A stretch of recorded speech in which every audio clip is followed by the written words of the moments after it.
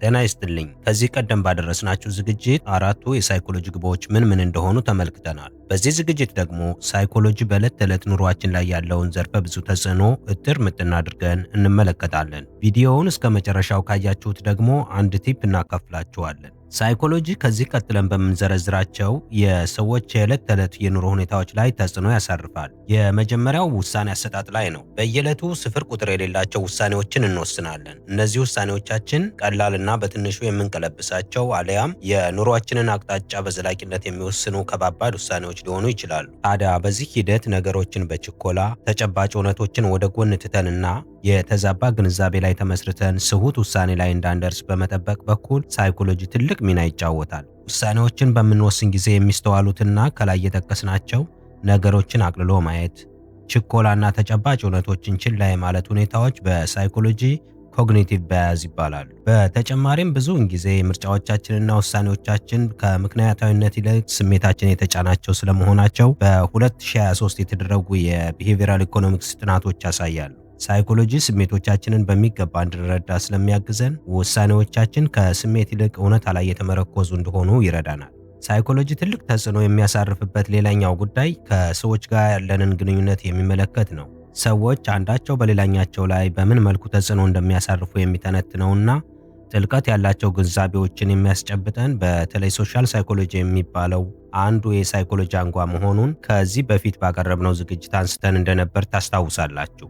ውለታ ለዋለልን ሰው መልሰን መልካም ነገር ማድረግ እንዳለብን ውስጣችንን እንደሚጎተጉተን ሁሉ ከሰዎች ጋር የመመሳሰል አዝማሚያዎቻችንንም ሶሻል ሳይኮሎጂ በእውቀት ላይ ተመስርቶ ይተነትናል። ተግባቦት፣ የሰውን ችግር እንደራሳችን ማየት፣ ጥብቅ የስሜት ትስስር መፍጠር፣ የግጭት አፈታትና መተማመንን ማጎልበት በዚህ ስር ከሚካተቱት ውስጥ ጥቂቶቹ ናቸው። ሳይኮሎጂ ሰዎች ራሳቸውን በሚመለከቱበት ሁኔታና ስለ ራሳቸው ያላቸው ግንዛቤ ላይም ተጽዕኖ ያሳርፋል። ለምሳሌ ስለ ራሳችን ያለን እምነትና የምናደርገው ነገር ማለትም ድርጊታችን የማይጣጣሙ በሆነ ጊዜ ውስጣዊ ምቾት እናጣለን። በዚህ ምክንያት ያንን ምቾት የማጣትና የሚረብሽ ስሜት ለማስታገስ ድርጊታችንን አለያም ስለ ራሳችን የነበረንን እምነት ለመቀየር እንገደዳለን። ይህን ጽንሰ ሐሳብ የሚያትተው ታዲያ ኮግኒቲቭ ዲዞናንስ የሚባለው ቲዎሪ ነው። ይህም ብቻ አይደለም። ብዙ ጊዜ ሰዎች ስለ ራሳቸው የሚሰጡት ዋጋና አክብሮት ከማህበራዊ ንጽጽር ጋር የተሳሰረ ነው። ይህም ማለት ሰዎች ራሳቸውን ከሌሎች ሰዎች ጋር የማነጻጸር ዝንባሌ ይታይባቸዋል። ራሳቸውን ከሌሎች ጋር በማወዳደር ይገመግማሉ ማለት ነው።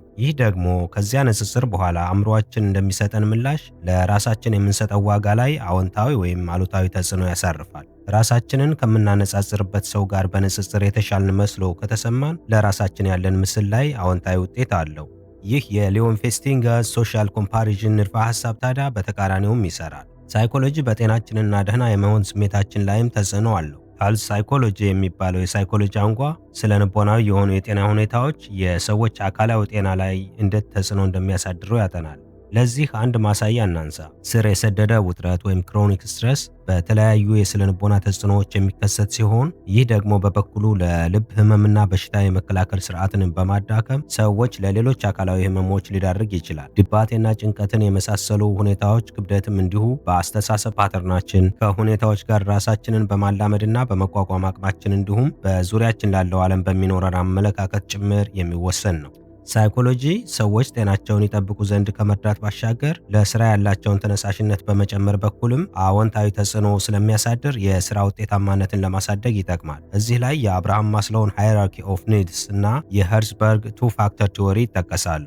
ሳይኮሎጂ ለስራ እንድንነሳሳና ያስቀመጥነው ግብ ዘንድ እንድንደርስ የሚያደርገን ቀስቃሽ ምክንያት ምን እንደሆነ እንድንረዳ ያደርገናል። ሌላው ዘ ኮንሰፕት ኦፍ ፍሎው የሚባለው ሲሆን ይህም አሁን እየሰራ ነው ባለ ተግባር ላይ ሙሉ ትኩረት በማድረግ ውጤታማነታችንን ለመጨመር የሚረዳን ጽንሰ ሐሳብ ነው። በተጨማሪም ስራን ለነገ የማለት አባዜ ወይም ፕሮክራስቲኔሽን ስረ መሰረት ምን እንደሆነና ይህን አባዜ ለመቀልበስ ልንወስዳቸው የምንችላቸውን ተጨባጭ እርምጃዎች በሚገባ በማስገንዘብ ጥሩ ውጤቶችን ለማምጣት የሚረዳ የሙያ ዘርፍ ነው ሳይኮሎጂ። በነገራችን ላይ ቁጥሩ ትንሽ የማይባለው የዓለማችን ሕዝብ ላይ ስለሚስተዋለው ስራን ለነገ የማለት አባዜ ወይም ፕሮክራስቲኔሽን በሚመለከት በመረጃ የዳበረ ራሱን የቻለ አንድ ዝግጅት በቅርቡ የምናደርሳችሁ ይሆናል። ሌላውን የሳይኮሎጂ ተጽዕኖ ስንመለከት በመማርና በትምህርት ዘርፍ ውጤታማነት ላይ ሳይኮሎጂ አሌ የማይባል አስተዋጽኦ ይዞ እናገኘዋለን። የሰዎች የመማር ሂደት ከግለሰብ ግለሰብ የተለያየ የመሆኑን እውነት በማስገንዘብ የትምህርት ተቋማትና አስተማሪዎች የተማሪዎቻቸውን ልዩ ፍላጎት፣ ጥንካሬና ዝንባሌ መሰረት አድርገው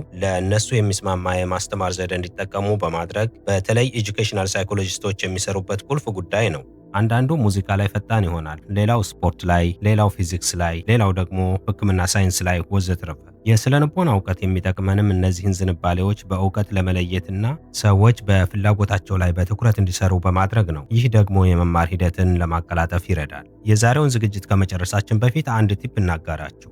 ቨርቹዋል ስፒች ኮች ይፋ ያደረገው አንድ ሪፖርት እንዳሳየው የተግባቦት ውጤታማነት በ3 ወሳኝ ጉዳዮች ላይ የተመሰረተ ነው። በምንናገራቸው ቃላት፣ በሰውነት እንቅስቃሴያችን በምናሳየው ምልክቶች እንዲሁም ስንናገር ባለን ድምጸት። ከነዚህ ከ3ቱ ነገሮች ደግሞ ከሰዎች ጋር ያለን ተግባቦት ላይ በአሉታም ሆነ በአዎንታ ትልቁን ተጽዕኖ የሚያሳርፉት በሰውነታችን እንቅስቃሴ የምናሳየው ምልክቶች ናቸው። 55%ን ይይዛሉ። ቀጥሎ የንግግር ድምጸታችን ወይም 38% ሲሆን የምንናገራቸው ቃላት 8% ያህል ብቻ ድርሻ አላቸው። ምን ለማለት ነው? ከላይ የገለጽናቸው ሶስቱም አስፈላጊ ቢሆኑም መልእክቶቻችንን ሰዎች በትክክል እንዲረዱና ከሰዎች ጋር ያለንን ተግባቦት መልካም እንዲሆን የሰውነት እንቅስቃሴያችንና የንግግር ድምጸታችን ላይ መጠንቀቅ ይበጃል። የዛሬውን ዝግጅት እዚህ ላይ እንቋጨዋለን። በሳይኮሎጂ ዙሪያ ጠቃሚ ዝግጅቶችን ማቅረባችንን እንቀጥላለን። ይህን ዓላማችንን ከወደዳችሁት ቻናሉን ሰብስክራይብ፣ ቪዲዮውን ላይክ እና ሼር አድርጉት። አብራችሁን ስላላችሁ ከልብ እናመሰግናለን። በሌላ ዝግጅት እስከምንገናኝ ሰላም።